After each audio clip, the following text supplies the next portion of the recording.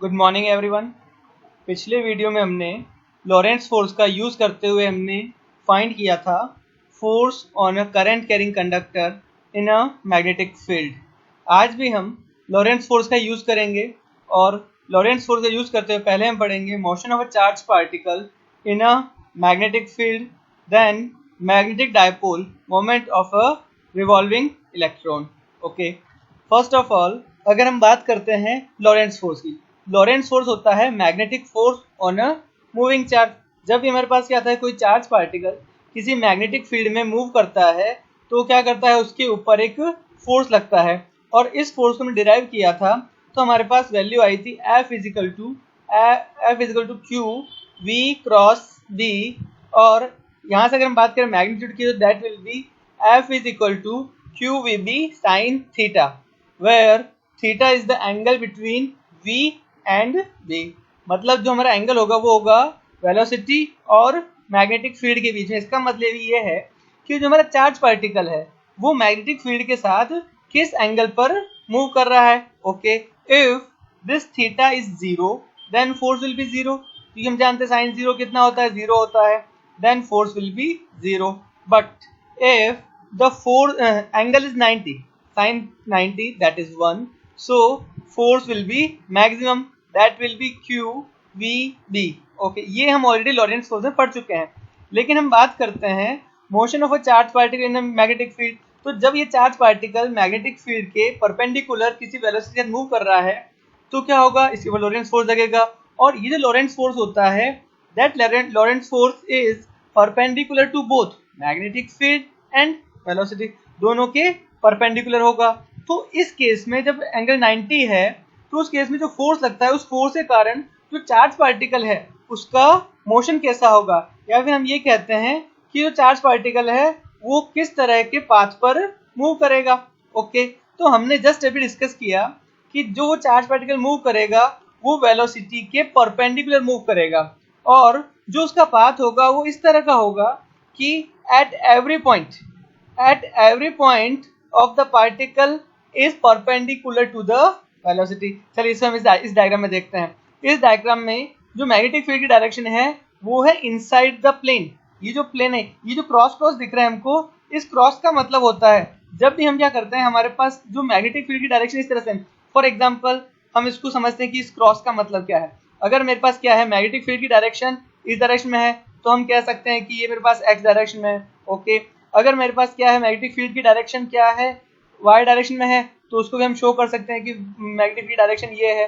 लेकिन अगर कहीं पर क्या है, मैग्नेटिक फील्ड की डायरेक्शन जेड डायरेक्शन में हो, जेड डायरेक्शन का मतलब है कि इस प्लेन के, ये जो हमारे पास ये वाइट, ये हमारी स्क्रीन है, इस स्क्रीन के परपेंडिकुलर हो। परपेंडिकुलर मतलब या तो बाहर की तरफ या इस स्क्रीन के अंदर की तरफ, हम बोलते हैं व्हाइट बोर्ड के अंदर या व्हाइट बोर्ड के बाहर, तो उसको हम शो करते हैं। इस हमने दो सिंबल बना रखे हैं। अगर हम क्या करते हैं, कहीं पर हम डॉट लग देते हैं। अगर हम क्या करते हैं, सिर्फ इस तरह से डॉट लगाकर उसके ऊपर सर्कल कर दिया तो इस डॉट का मतलब होता है कि जो मैग्नेटिक फील्ड की डायरेक्शन है वो स्क्रीन के बाहर की तरफ, स्क्रीन के अपवर्ड बोलते हैं। और कहीं पर अगर हम क्या करते हैं, इस तरह से क्रॉस लगा देते हैं तो इस क्रॉस का मतलब होता है direction of magnetic field inside the plane. हम यहाँ पर बोलेंगे इस क्रॉस का मतलब है जो मैग्नेटिक फील्ड डायरेक्शन है वो इस स्क्रीन के अंदर की तरफ है, प्लस जेड और माइनस जेड। तो ये जो हमारे पास डॉट होता है इसको हम बोलते हैं प्लस जेड, ये क्रॉस है इसका मतलब माइनस जेड। ओके, तो इस केस में हमारे पास जो मैग्नेटिक फील्ड की डायरेक्शन है, मैग्नेटिक फील्ड क्या है, इस स्क्रीन के अंदर की तरफ। ओके, और जो हमारे पास वेलोसिटी है, वेलोसिटी क्या है, इस एक्स डायरेक्शन मूव कर रही है। इसका मतलब ये है again the direction between velocity and magnetic field is 90, क्योंकि ये तो 90 वेलोसिटी इस तरफ है और जो मैग्नेटिक फील्ड है इसके ऊपर क्या है, अंदर की तरफ है, क्रॉस है इसलिए।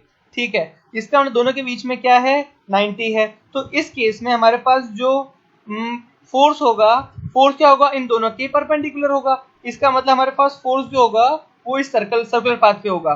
और साथ ही ये जो हमारे पास चार्ज पार्टिकल मूव करेगा तो चार्ज पार्टिकल इस तरह से मूव करेगा कि उसके सारे पॉइंट्स पर जब वो मूव करता है तो उसके पाथ पर सारे पॉइंट्स पर जो है उसका क्या डायरेक्शन जो रहेगी वो वेलोसिटी के परपेंडिकुलर रहेगी। तो इसका मतलब क्या हुआ, जो हमारा चार्ज पार्टिकल है वो सर्कुलर पाथ में मूव करेगा इस तरह से।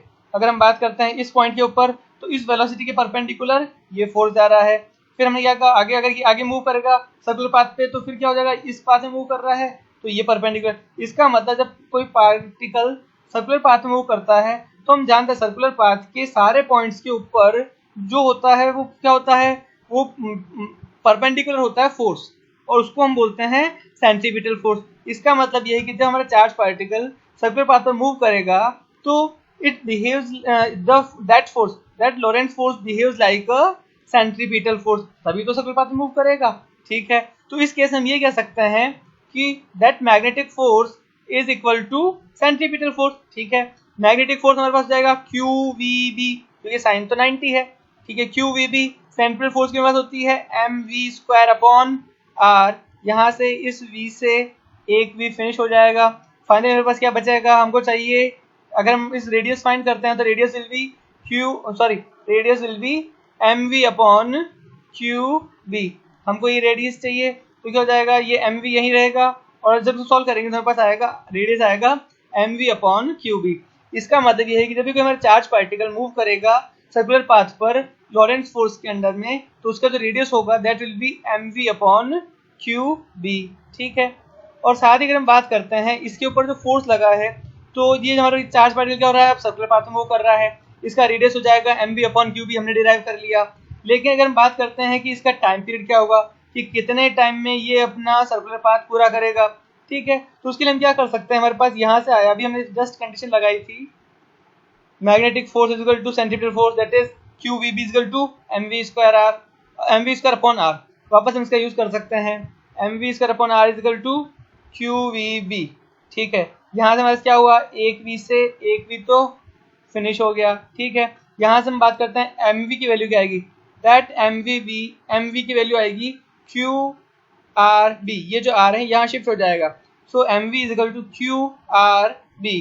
ठीक है, हमें फाइंड करना है टाइम पीरियड। ठीक है, टाइम पीरियड हम जानते हैं, time period is time taken to complete one complete circular path. ठीक है, तो हम बात करते हैं ये क्या है, टाइम है। तो टाइम हम जानते हैं, टाइम का फॉर्मूला डिस्टेंस अपॉन वेलोसिटी, कितना डिस्टेंस कवर किया। ठीक है, हम कहेंगे डिस्टेंस से कवर किया पूरा circular path, circumference that is 2 pi R. ठीक है, इसकी वेलोसिटी अगर है v। ठीक है, तो हमें जब इसको टाइम पीरियड फाइंड करेंगे तो ये जो हमारे पास एक्सप्रेशन आया अभी, यहाँ से हम क्या कर सकते हैं, यहाँ से हम r अपॉन v की वैल्यू फाइंड कर सकते हैं। r upon v is equal to क्या आ जाएगा, r upon v is equal to m upon Q B, m upon Q B. ये r है, ये v से ये M we is equal to Q B R. ठीक है, हमें चाहिए r अपॉन v, तो ये v आ जाएगा इधर और ये जो क्यू बी आ जाएगा नीचे, so r is equal to M upon r upon v is equal to M upon Q B. तो हम इस r अपॉन v की जगह क्या करेंगे, m upon Q B put कर देंगे, तो हमारे पास ये आ गया time period is equal to 2 pi m upon Q B. Okay, और अगर हमें कहा जाए व्हाट इज द फ्रीक्वेंसी, हम जानते हैं फ्रीक्वेंसी क्या होता है, frequency is reciprocal of time period. इसका मतलब ये जो हमने टाइम पीरियड फाइंड किया है इसका हम रेसिप्रोकल कर देंगे, तो हमारे पास क्या आ जाएगा, हमारे पास फ्रीक्वेंसी आएगा Q B upon 2 pi M. Okay, और साथ ही हम बात करें व्हाट इज एंगुलर वेलोसिटी, तो एंगुलर वेलोसिटी हमारे पास होती है omega is equal to 2 pi upon T. ठीक है, तो इसमें क्या करेंगे हम, इसके अंदर हम क्या करेंगे, इससे हम फाइंड करते हैं इस टी की वैल्यू हम यहाँ पर रखते हैं, तो 2 पाई से 2 पाई फिनिश हो जाएगा, और फाइनली हमारे पास आंसर आएगा omega is equal to Q B upon M. Okay, तो इस तरह से हमने मोशन और चार्ज पार्टिकल में पढ़ा कि जो चार्ज पार्टिकल सर्कुलर पाथ से मूव करता है तो उसकी फ्रीक्वेंसी क्या होगी, उसका टाइम पीरियड क्या होगा, उसका रेडियस क्या होगा, और उसका एंगुलर वेलोसिटी क्या होगा। और इसी प्रिंसिपल के ऊपर हमारा साइक्लोट्रॉन भी वर्क करता है, लेकिन साइक्लोट्रॉन हमारे अब सिलेबस में नहीं है, इसलिए उसको हम अभी नहीं पढ़ रहे हैं। The next topic is magnetic dipole moment of a revolving electron. हमें पढ़ना है magnetic dipole moment of a revolving electron. इसके पहले हम पढ़ते हैं what is magnetic dipole moment. Okay, magnetic dipole moment, magnetic dipole moment is, अगर हम बात करें एक हमारे पास तो इस करंट कैरिंग कॉइल है। ठीक है, हमारे पास ये कॉइल है, तो करंट कॉइल के अंदर हम बात करते हैं इसमें क्या हो रहा है, एंटी क्लॉकवाइज अगर करंट फ्लो हो रहा है, किस तरह से अगर करंट फ्लो हो रहा है तो क्या होगा, हमने बात करी थी current carrying coil behaves like a magnetic dipole. हमने बहुत 3-4 दिन पहले जो लेक्चर में पढ़ा था कि अगर किसी कॉइल के अंदर करंट फ्लो हो रहा है तो उसके कारण जो मैग्नेटिक फील्ड प्रोड्यूस होगा, तो उसके कारण जो हमारे पास जो ये कॉइल है ये डायपोल की तरह बिहेव करे। इसका मतलब इसका ये जो अपवर्ड फेस है ये बिहेव करेगा नॉर्थ की तरह, और ये वाला जो फेस है ये बिहेव करेगा नॉर्थ की तरह। तो ये डायपोल की तरह बिहेव करेगा। अगर डायपोल है तो इसका डायपोल मोमेंट भी होगा। तो ये जो मैग्नेटिक डायपोल मोमेंट है due to current carrying coil, इसका डायपोल मोमेंट होता है mu is equal to I A. जो करंट है, करंट को अगर हम उस एरिया से मल्टीप्लाई कर देंगे तो ये हमारा वैल्यू आएगी मैग्नेटिक डायपोल मोमेंट। जिस तरह से हमने इलेक्ट्रिक डायपोल मोमेंट पढ़ा था उसी तरह से मैग्नेटिक डायपोल मोमेंट होगा mu is equal to I ए। और ये जो कॉइल है अगर इसमें n टर्न्स होते हैं तो उसका कर देंगे हम n से मल्टीप्लाई कर देंगे। So finally in that case mu will be n i a। ठीक है, तो हम बात करते हैं कि हमारे पास जब कोई इलेक्ट्रॉन क्या करता है, इलेक्ट्रॉन सर्कुलर पाथ में मूव कर रहा है तो क्या होगा, इसके कारण भी क्या होगा, मैग्नेटिक डायपोल मोमेंट प्रोड्यूस होगा। ठीक है, तो we have to find magnetic dipole moment of a revolving electron. तो हमारा ये इलेक्ट्रॉन सर्कुलर पाथ में मूव कर रहा है तो ये भी क्या करेगा, डायपोल की तरह बिहेव करेगा। और ये डायपोल होगा, इस डायपोल की वैल्यू क्या, डायपोल मोमेंट की वैल्यू होगी, हम जानते हैं, हमने कहा magnetic dipole moment is mu is equal to I A. First of all we have to calculate the current due to electron and area of the path. ठीक है, ये जो इलेक्ट्रॉन मूव कर रहा है इसके कारण कितना करंट प्रोड्यूस हुआ, और साथ ही ये जो पाथ मूव कर रहा है सर्कुलर पाथ है इसका हमें एरिया, इन दोनों का प्रोडक्ट फाइंड करना है। ओके, हम जानते हैं I is equal to Q upon T. ठीक है, यहाँ पर Q होगा चार्ज ऑफ इलेक्ट्रॉन, तो I is equal to E upon T.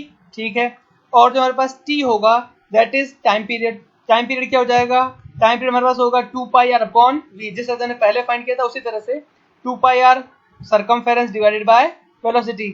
अगर हम क्या कर सकते हैं, इस t की वैल्यू को यहाँ पर पुट करते हैं तो हमारे पास आएगा I is equal to 2π upon v का डिवाइड लगाया तो ये v ऊपर चला जाएगा तो हमारे पास आ जाएगा EV अपॉन 2πr। तो हमारे पास ये वैल्यू आई electric current produce by the revolving electron. But we have to find the dipole moment. तो हम जानते हैं डायपोल मोमेंट क्या होता है, m is equal to I ए। ठीक है, तो I की वैल्यू हमने ये फाइंड करी EV अपॉन 2πr, इसको मल्टीप्लाई करेंगे एरिया से, हमारे पास एरिया होगा इसका पाई आर स्क्वायर। हमने पाई आर स्क्वायर, एक आर से एक आर फिनिश हो जाएगा, फाइनल पास आ जाएगा EVR, इस पाई से पाई भी फिनिश हो जाएगा, फाइनल में मिलेगा EVR upon 2। So this is the magnetic dipole moment due to a revolving electron.